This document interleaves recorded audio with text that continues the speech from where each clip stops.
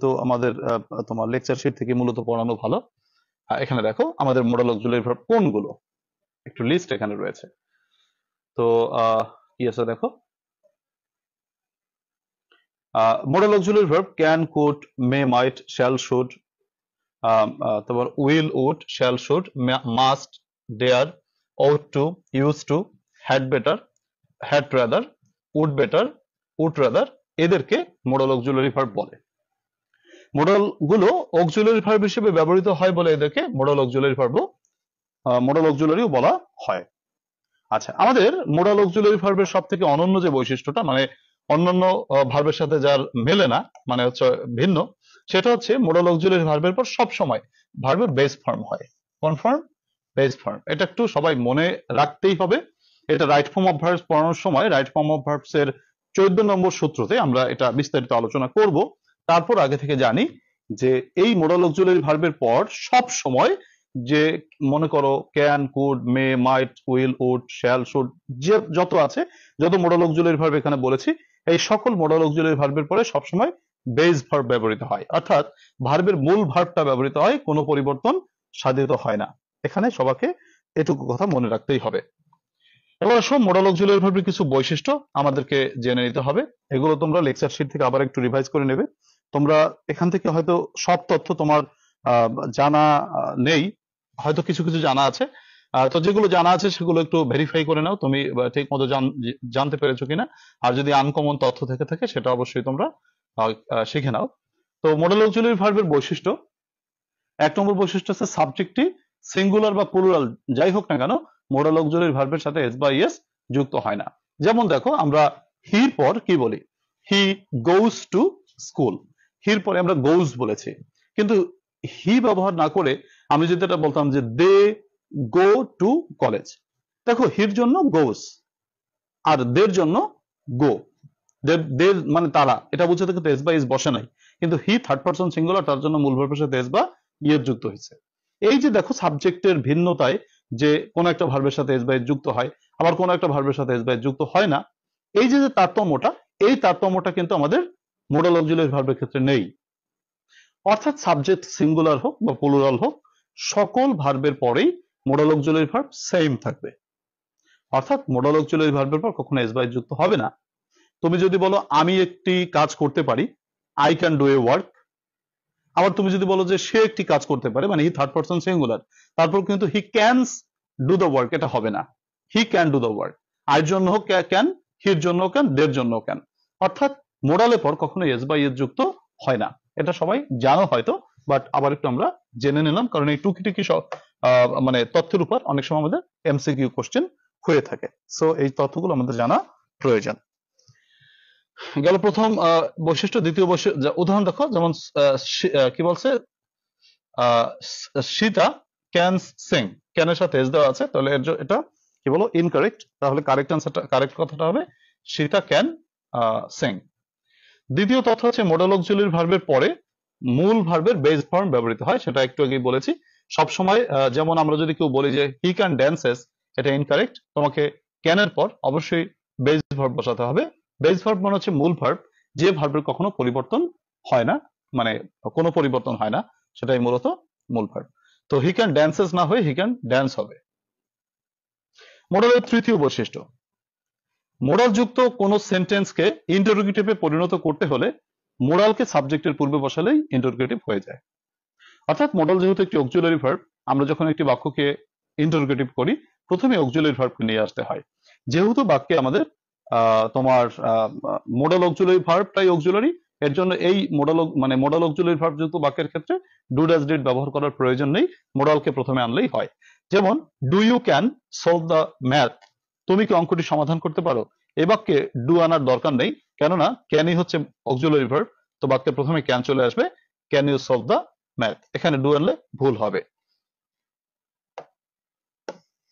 চতুর্থ বৈশিষ্ট্য আমাদের মোডাল অক্সিলারি ভার্বের, তা হচ্ছে মোডাল যুক্ত কোন সেন্টেন্সকে নেগেটিভ করতে গেলে আমাদের মোডালের পর নট বসাতে হবে। আমাদের ডু নট বা ডাজ নট বা ডিড নট আনার দরকার নেই, কেননা মোডাল মানে নিজে একটা অক্সিলারি ভার্ব, এর জন্য অবশ্যই তোমাকে মোডালের পর নট দিলেই নেগেটিভ হয়ে যাবে।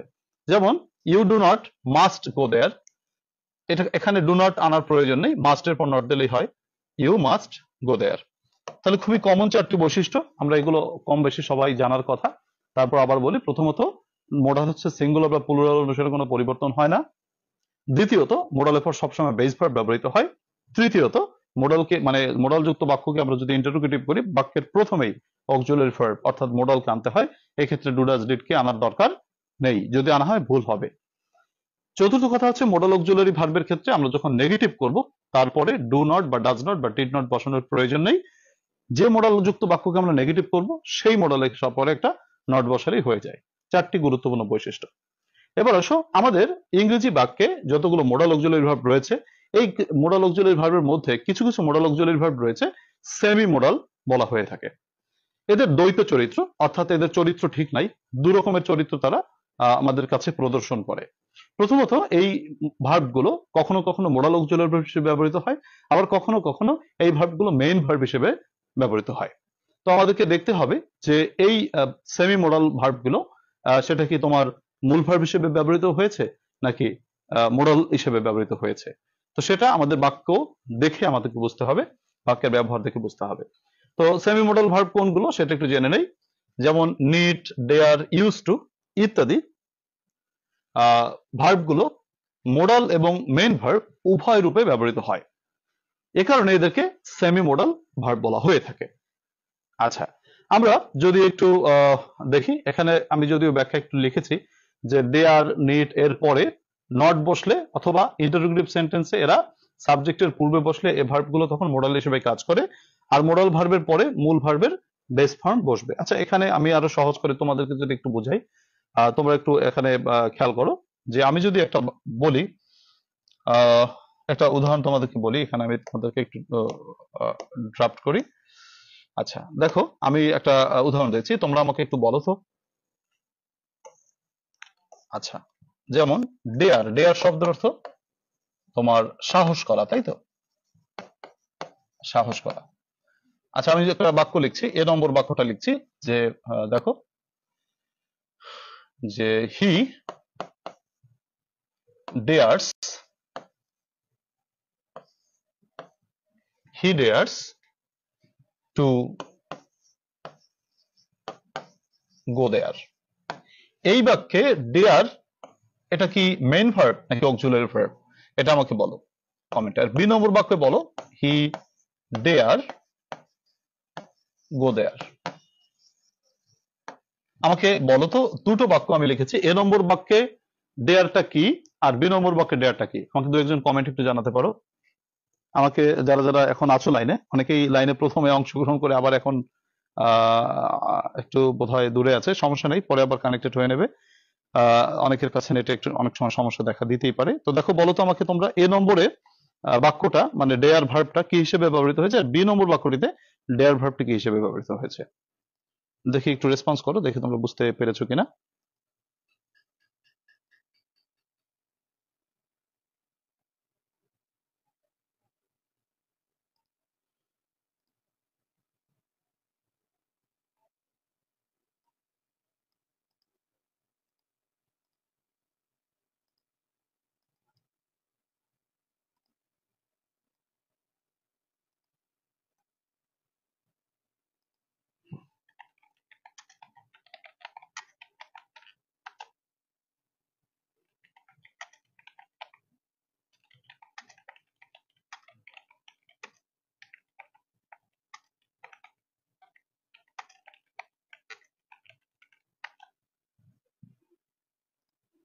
আচ্ছা, আমি দেখতে পাচ্ছি শেষ পৃষ্ঠা তুমি বলেছো এ নম্বরে অক্সিলারি, না শেষ পৃষ্ঠা তোমার একটু ভুল হলো। হাম্মি বলেছে এ নম্বরে মেইন ভার্ব, বি নম্বরে মোডাল। হাম্মি ঠিক বলেছো। মিজানুর রহমান এ নম্বরে বলেছো মোডাল, বি নম্বরে বলেছো অক্সিলারি, মেইন ভার্ব। হ্যাঁ, মিজানুর রহমান ঠিক আছে, তুমি কনসেপ্ট ঠিক আছে, থ্যাংক ইউ, তোমরা মোটামুটি বুঝতে পেরেছো। তো দেখো একটু আমরা খেয়াল করি। প্রথমত মারিয়া বলেছে এ নম্বরে অক্সিলারি, না মারিয়া একটু ভুল আছে, বি নম্বরে মোডাল।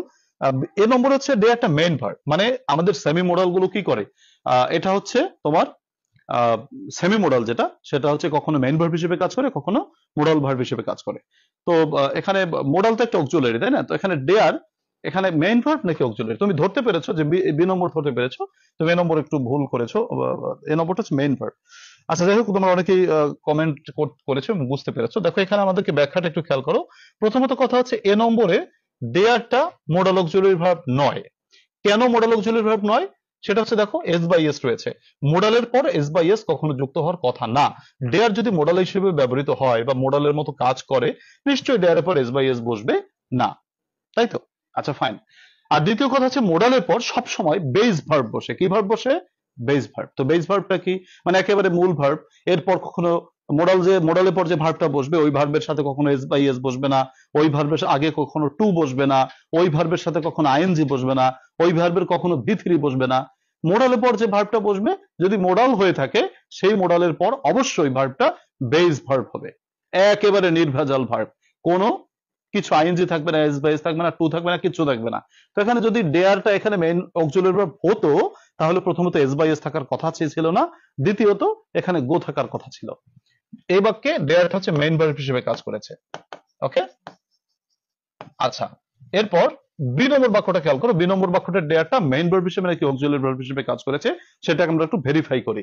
প্রথমত ডেয়ারটা আছে কি বলো, এখানে হির পর এস বাই এস বসে নাই। যদি মেইন ভার্ব হিসেবে কাজ করতো, নিশ্চয়ই হি থার্ড পারসন সিঙ্গুলার ছিল, বিধায় মূল ভার্বের সাথে এস বাই এস কথা ছিল। বাট এখানে যেহেতু এস বাই এস নেই, সেহেতু আমরা অবশ্যই বুঝতে পারি ডেয়ারটা এখানে অক্সিলারি ভার্ব, অর্থাৎ মোডাল অক্সিলারি ভার্ব। এবং মোডাল হওয়ার কারণে মোডালের পর বেস ভার্ব বসেছে, গোটা কিন্তু বেস ভার্ব। আশা করি তোমরা ধরতে পেরেছো। সো এই বাক্যটায় তোমার ডেয়ারটা হচ্ছে মেইন ভার্ব, আর বি নম্বর বাক্যটা তোমার ডেয়ারটা হচ্ছে অক্সিলারি ভার্ব। আমি আর দুটি উদাহরণ দিচ্ছি তোমাদেরকে একটু চেক করার জন্য, তোমরা একটু দেখো তো। যেমন যেমন তোমার I need, sorry, he need do the work, he need do the work. আমাকে বলো সি নম্বরে নিডটা কোন প্রকার ভার্ব? ডি নম্বরে, আচ্ছা, হি needs to do the work. তো এবার আমাকে একটু তোমরা কমেন্টে বলো যে বি নম্বর, সি নম্বরে এবং ডি নম্বরে, সি নম্বরে নিড কি আর ডি নম্বরে নিড কোন প্রকার ভার্ব? তাহলে তোমাদের কনসেপ্টটা আমি ক্লিয়ার ভাবে বুঝতে পারবো।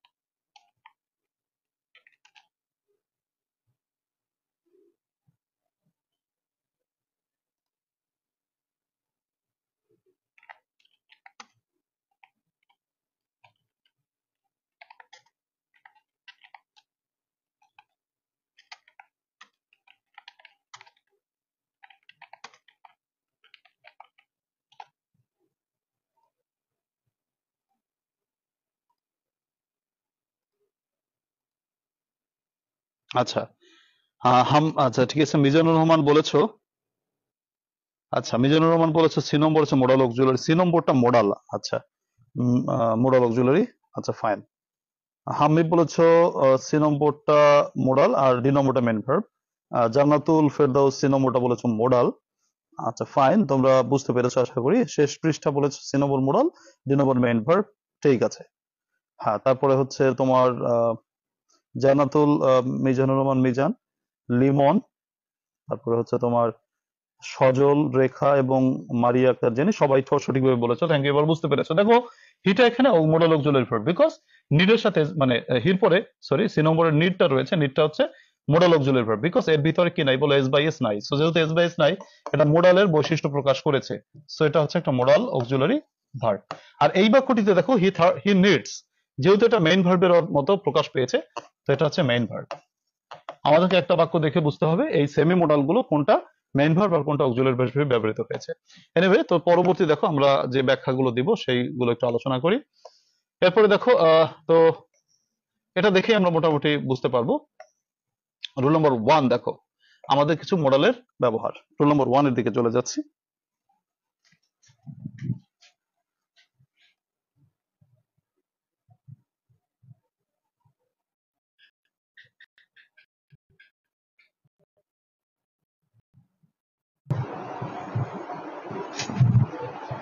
আমাদের নেটে একটু দুর্বলতা হয়ে গিয়েছিল বোধহয়।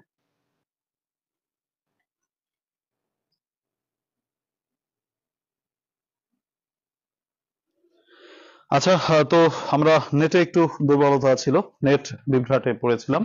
তো আবার আমরা আমাদের চলে আসলাম। দেখো সবাই খেয়াল করো, এবার কিছু গুরুত্বপূর্ণ মডেল দিয়ে আমরা আলোচনা করব, আমাদের গুরুত্বপূর্ণ কিছু মডেল।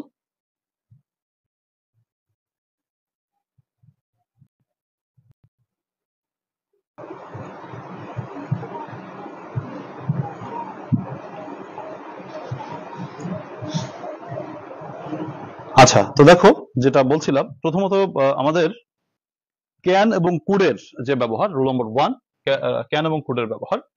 ক্যান হচ্ছে আমাদের ক্যান শব্দের স্বাভাবিক অর্থ যেটা, সেটা মনে রাখ, সেটুকু মনে রাখলে মোটামুটি যথেষ্ট। ক্যান শব্দের অর্থ কি বলো? পারা। আর কুড মানে হচ্ছে পেরেছিল, বা এটা পাস্ট বুঝায়। আমরা যদি কোনো কিছুর, প্রথমত ক্যানটা হচ্ছে সামর্থ্য প্রকাশ করে। কি প্রকাশ করে? সামর্থ্য। কোনো কিছু করার যে এবিলিটি আছে, এটা বোঝাতেই আমরা মূলত ক্যান কথাটি ব্যবহার করে থাকি। তো দেখো, যেমন প্রেজেন্ট টেন্স এ কোনো কিছু করার জন্য আমাদের যে এবিলিটি বা সামর্থ্য প্রকাশ করে, সেটাকে আমরা বলে থাকি তোমার ক্যান ব্যবহার করে, ক্যান ব্যবহার করে থাকি। অথবা আহ, কেউ অ্যাবেল মানে সক্ষম, এই বল, সেটা বোঝাতে আমরা মূলত ক্যান কথাটি ব্যবহার করি। যেমন he can drive a car, সে একটি গাড়ি চালাতে পারে। এটা মানে কি? মানে হি ক্যান, আমি যখন বলেছি যে he can drive a car, সে একটি গাড়ি চালাতে পারে, তখন আমরা মূলত বুঝাইছি যে he has the ability to drive the car, মানে তার গাড়িটা চালানোর কি রয়েছে? এবিলিটি রয়েছে, সামর্থ্য রয়েছে। অথবা তুমি এই কথাটাকে অন্যভাবে যদি বলো, এখানে প্রশ্ন যদি করা হয় যে he can drive a car, সে একটি গাড়ি চালাতে পারে, এই কথাটাকে আমরা অন্যভাবে কিভাবে বলতে পারি? আমরা বলতে পারি যে he is able to drive a car, সে গাড়িটি চালাতে সক্ষম, রাইট? সো ক্যান কথাটা কি প্রকাশ করে? কোন একজন ব্যক্তির সামর্থ্য প্রকাশ করে। So when you say someone to can, someone like can, then you mean that he or she is able to do some work, right? So এখানে আমরা এবিলিটি প্রকাশ করি। সো এটা আমাকে প্রশ্ন করতে পারে ক্যানটা কি প্রকাশ করে? ক্যানটা হচ্ছে এবিলিটি প্রকাশ করে।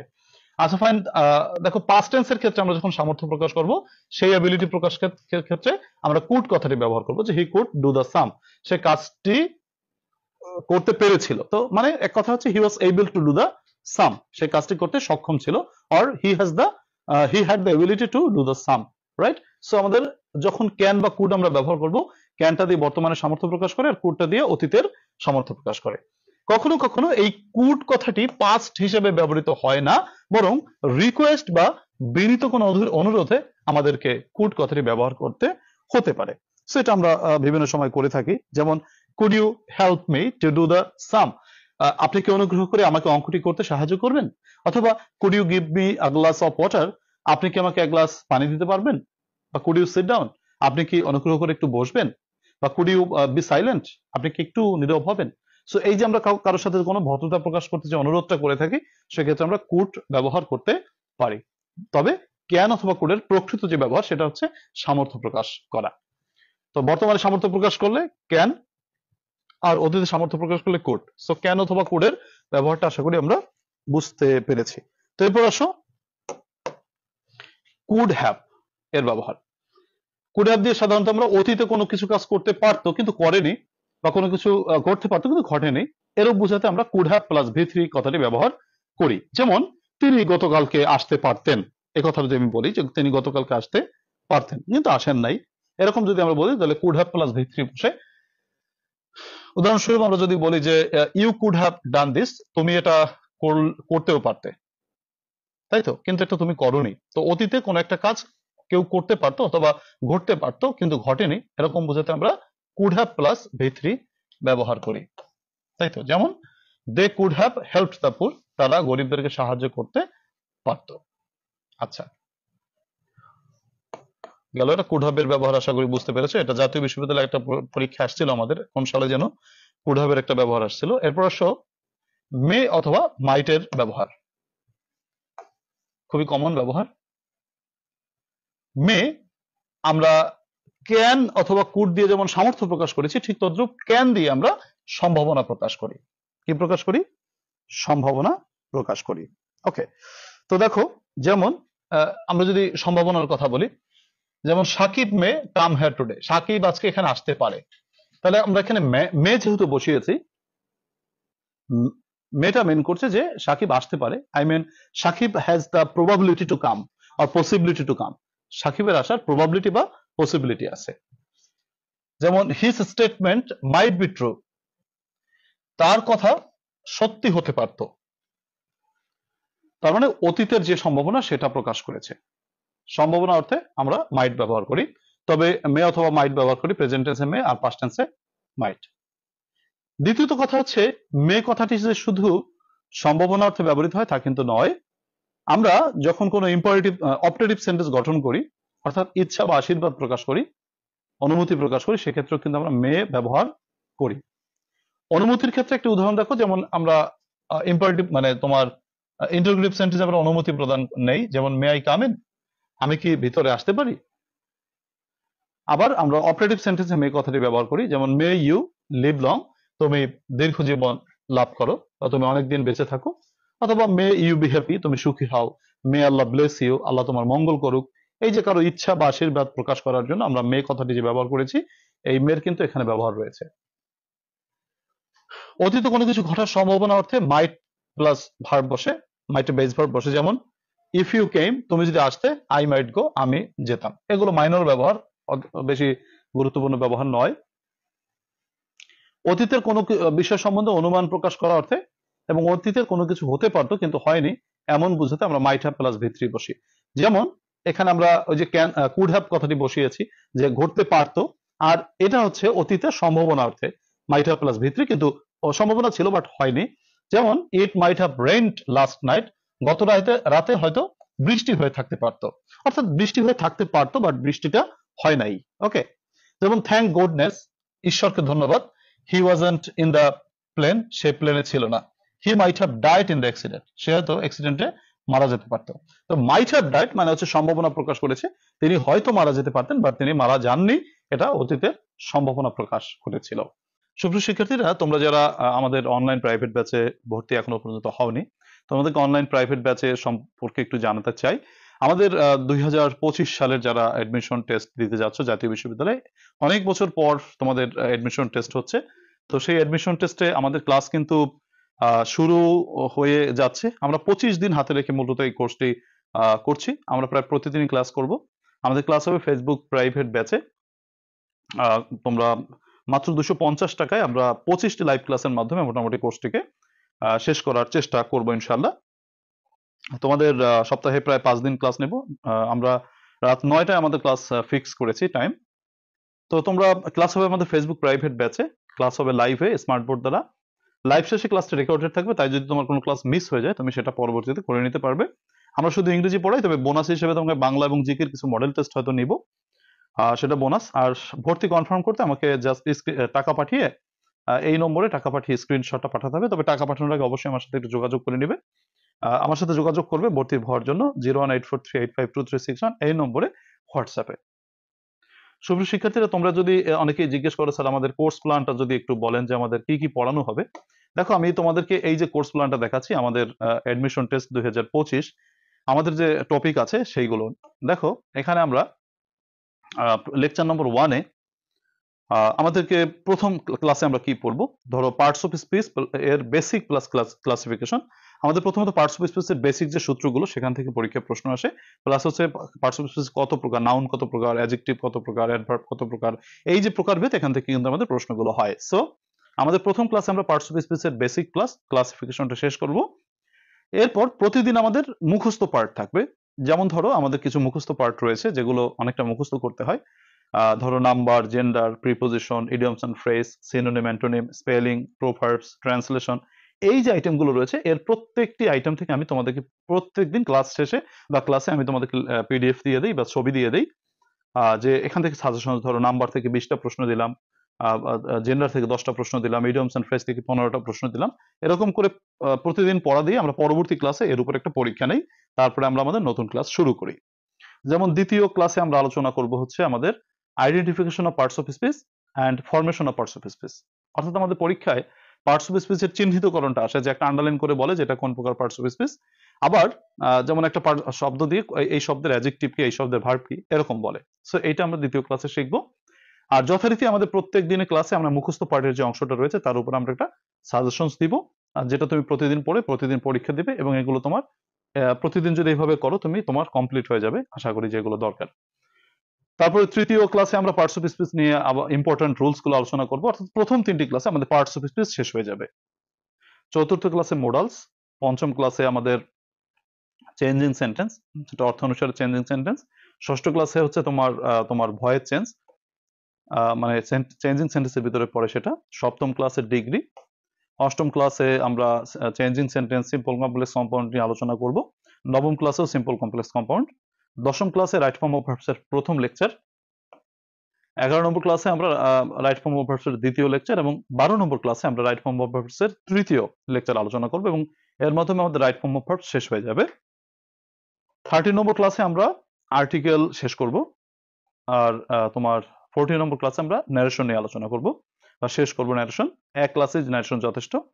15 নম্বর ক্লাসে আমরা correction, completing sentence, filling in the gaps নিয়ে তোমাদেরকে শেখাবো। প্রিয় শিক্ষার্থীরা, এই যে তোমার মনে করো 3টি গ্রামাটিক্যাল আইটেম যেগুলো আমি এখানে দিয়েছি, correction, completing sentence, filling in the gaps, এগুলো কিন্তু আলাদা কোনো আইটেম না, এগুলো হচ্ছে তোমার সকল গ্রামারের একটা পুঞ্জীভূত রূপ। এই আইটেমগুলো মোটামুটি আগের যে গ্রামারগুলো পড়েছো, যেমন parts of speech, narration, voice change ইত্যাদির সমন্বয়ে এই 3টি আইটেম হয়ে থাকে। সো এই 3টা আইটেম হচ্ছে তোমার ওই আইটেমগুলো রিভিশন। আমরা বেশ কয়েকটি ক্লাসে, তোমার প্রায় 4-5টা ক্লাসে এইগুলো নিয়ে আলোচনা করব। আমাদের যখন 20টি ক্লাসের মাধ্যমে পুরো কোর্স একেবারে ফুল অ্যান্ড ফাইনাল ইনশাল্লাহ কমপ্লিট হয়ে যাবে, এরপর আমরা 10টি মডেল টেস্ট নিব তোমাদের লাইভে। প্রতিদিন 2টি করে ইংলিশের উপর মডেল টেস্ট নিব লাইভে, এবং এর সাথে সাথে আমার ক্লাসটি কিন্তু রিভিশন করা হয়ে যাবে। প্রিয় শিক্ষার্থীরা, তোমরা যারা এখনো পর্যন্ত নিজে থেকে বঞ্চিত রাখছো, আমি মনে করবো যে বঞ্চিত রাখা ঠিক না। তোমাদের যাদের ইংরেজিতে এখনো দুর্বলতা রয়েছে, তোমরা যদি 20 দিনও হাতে সময় পাও পরীক্ষার আগে, তোমরা এই ব্যাচে ভর্তি হয়ে যেতে পারো। মাত্র 250 টাকা তোমাদের কোর্স ফি, একেবারে নামমাত্র মূল্যে। তো ব্যাচে ভর্তি হওয়ার জন্য তুমি আমার সাথে হোয়াটসঅ্যাপ SMS করো 01843852361 এই নম্বরে। সুপ্রিয় শিক্ষার্থীরা, তোমাদের যাদের ক্লাসটি একটু হলেও তোমরা উপকৃত হয়েছো ক্লাসের মাধ্যমে, আমি আন্তরিকভাবে রিকোয়েস্ট করবো ক্লাসটিকে একটু শেয়ার করে দিও। আর যারা ফেসবুক পেজ থেকে দেখছো, তারা ফেসবুক পেজ থেকে ফলো দিয়ে রাখো। আর যারা ইউটিউব থেকে দেখছো, তোমরা ইউটিউব চ্যানেলটিকে সাবস্ক্রাইব করে রেখো। আর সব থেকে বড় কথা হচ্ছে তোমরা একটু কমেন্ট করো, কারণ তোমরা একটু কমেন্ট কম করো বিধায় একটু অনুপ্রাণিত হয় না, মাঝে মাঝে ক্লাস বন্ধ রাখি। মানে তোমরা কমেন্ট করলে, হয়তো মতামত দিলে আরো বেশি অনুপ্রাণিত হয়। প্রিয় শিক্ষার্থীরা, আল্লাহ তাআলা তোমাদের সকলকে অনেক অনেক ভালো রাখুক, এবং তোমাদের পরীক্ষা অনেক ভালো হোক, সেই শুভকামনা রেখে আজকে ক্লাস থেকে বিদায় নিচ্ছি। আল্লাহ হাফেজ।